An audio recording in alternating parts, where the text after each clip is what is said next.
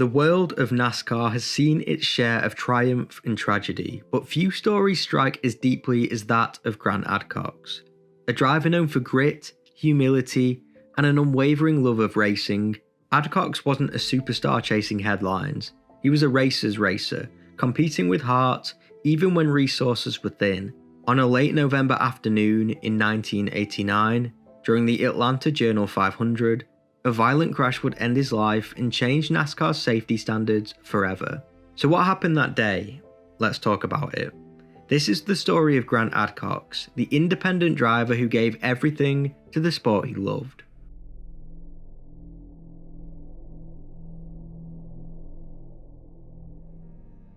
Herbert Grant Adcox was born on January 2nd, 1950, in Chattanooga, Tennessee. His father, Herb Adcox, owned a local Chevrolet dealership, and it was through his family business that Grant's lifelong connection to cars began. He began racing locally in the late 1960s, competing on short tracks across Tennessee and the Southeast. His early career reflected the independent spirit of grassroots motorsport, running family-owned cars with limited resources but plenty of determination. By 1974, Adcox had entered the NASCAR Grand National Division, driving for his father's small, self-funded team. Competing against better-financed operations, he often faced uphill battles but gained respect for his consistency and commitment. Whilst his NASCAR career brought modest results, his real success came in ARCA, the Automobile Racing Club of America series. ARCA gave him the platform to shine, earning him the nickname the King of the Superspeedways. Between 1984 and 1987, he scored 8 career victories, 5 at Talladega and 2 at Atlanta. He set a record with 4 superspeedway wins in a single season. Yet through it all, Adcox's reputation for sportsmanship and humility never wavered. He was known as a driver who respected the sport and those around him, a man who kept racing not for fame or fortune, but for the pure love of competition. He did this all with little to no funding or fame. By the late 1980s, nearing 40 years old, Grant Adcox was still chasing his NASCAR dream, and despite his outdated equipment, he remained determined to prove that heart could still go far. His return to NASCAR in 1989 was more than a comeback. It was a testament to his lifelong devotion to the sport that had defined him from the very beginning. He was beyond excited, and everyone around him knew how much he had worked for it. He said in an interview, "My whole family has always been behind my racing. They all mean so much to me. My family, my pit crew, and everyone who helps us get ready for each race. What it amounts to is that the sport is like a disease. Once you have it, it doesn't go away." In 1989, Adcox entered a limited NASCAR Winston Cup schedule with sponsorship from Bumper to Bumper Auto Parts and his family dealership. Though his operation lacked the resources, Adcox remained optimistic. That year's season finale, the Atlanta Journal 500, would be his third and final Cup start of the season. He qualified 38th in his red and white number 22 Chevrolet, a modest position but one that earned him a spot in the 42-car field. The race took place on November 19th, 1989, at the Atlanta International Raceway, now Atlanta Motor Speedway. The circuit was a 1.5-mile paved oval track located in Hampton, Georgia, about 32 kilometers south of Atlanta. At the time, the track featured high banking in the turns and was known as being one of the faster ovals on the NASCAR circuit. Adcox was several laps down but still running steadily, a solid performance for a small independent entry, but no one could have predicted what was about to happen. On lap 198, whilst entering turn 1, Adcox's car suddenly veered right and slammed head-on into the outside wall at nearly full speed.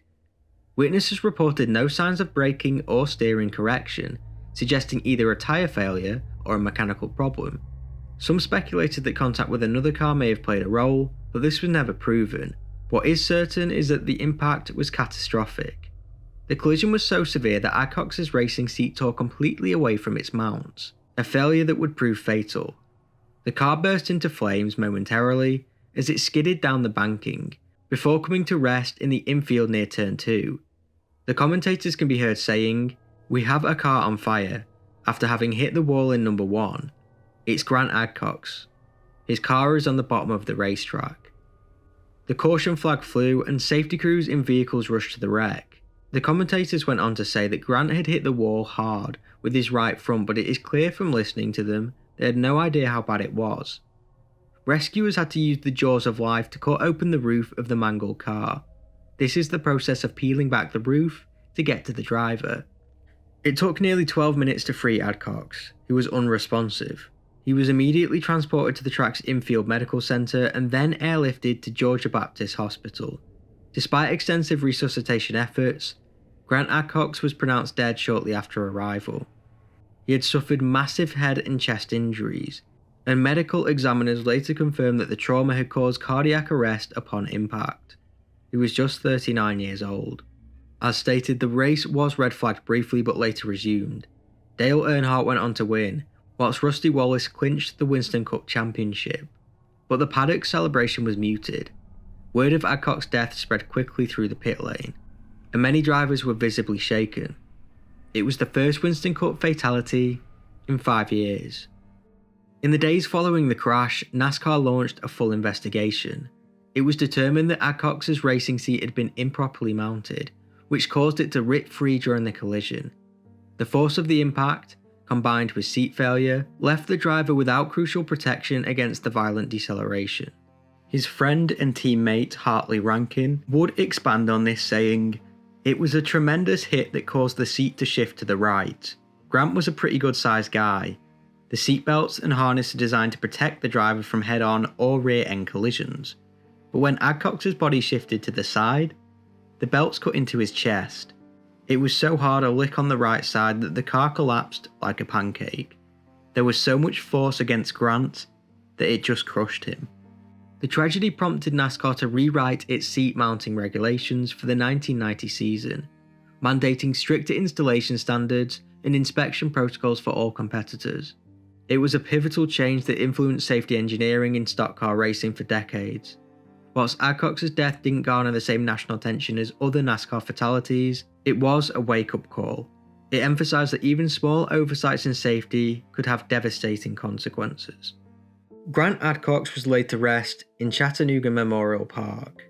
In his honour, ARCA created the H.G. Adcox Sportsmanship Award, presented annually to the driver who best embodied integrity, perseverance and respect, the values Adcox lived by throughout his career. His father personally presented the award for 25 years, until his own passing in 2015. For many who knew him, Grant Adcox wasn't defined by his final race, but by his lifelong dedication to racing's purest spirit, competing for the love of the sport and not the fame.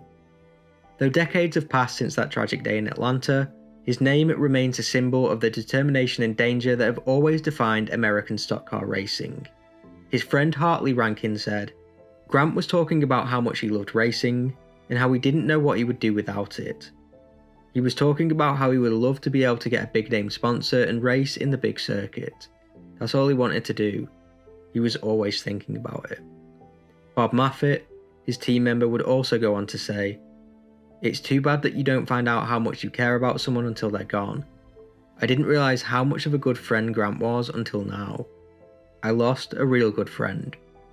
From research into this video, it was clear that Grant was a great guy, but he sadly seemed to be forgotten about, so I hope you learned something new watching this, and may you rest in peace. As always, this is not an AI channel, I do everything myself, so if you appreciate my work, subscribe, and if you want to go that extra step to support the channel, maybe consider becoming a member. Let me know what you think about this case in the comments below, and as always, thank you for watching.